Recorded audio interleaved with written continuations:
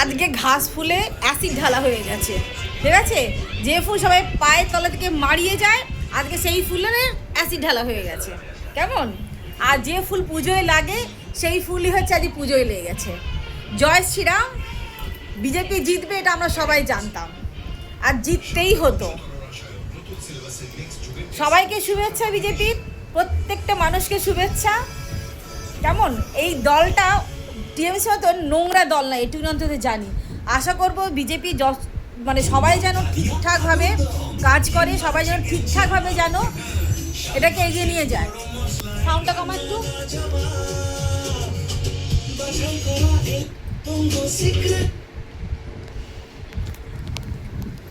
ঠিক আছে, বিজেপি দলের প্রত্যেকটা মানুষ হচ্ছে খুশি হয়েছে আজকে। প্রদীপদাকে অনেক অনেক শুভেচ্ছা, শুভেন্দু অধিকারী মহাশয়কে অনেক অনেক শুভেচ্ছা, বিজেপির প্রত্যেকটা মানুষকে অনেক অনেক শুভেচ্ছা।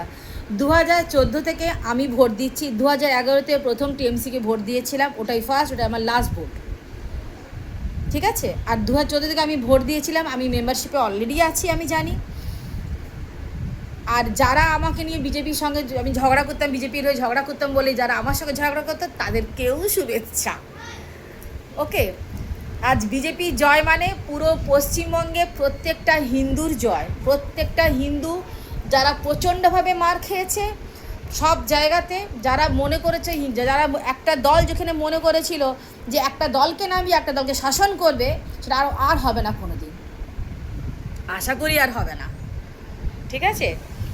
যাক, অনেক অনেক শুভেচ্ছা সবাইকে। সবাই ভালো থেকো, এনজয় করো, কিন্তু কোনো রকম নোংরামি নয়, কোনো কিছু নয়, ভালোভাবে সবাই এনজয় করো। গেরুয়া ঝড় যখন উঠলো সেইভাবেই উঠুক।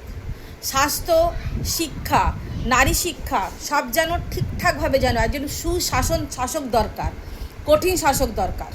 এটুকুনি অন্তত বুঝি যে শাসক যেন কঠিন হাতে যেন শাসন করে, সে প্রশাসনিকভাবে যেন কঠিনভাবে যেন শাসক করে, ব্যাস।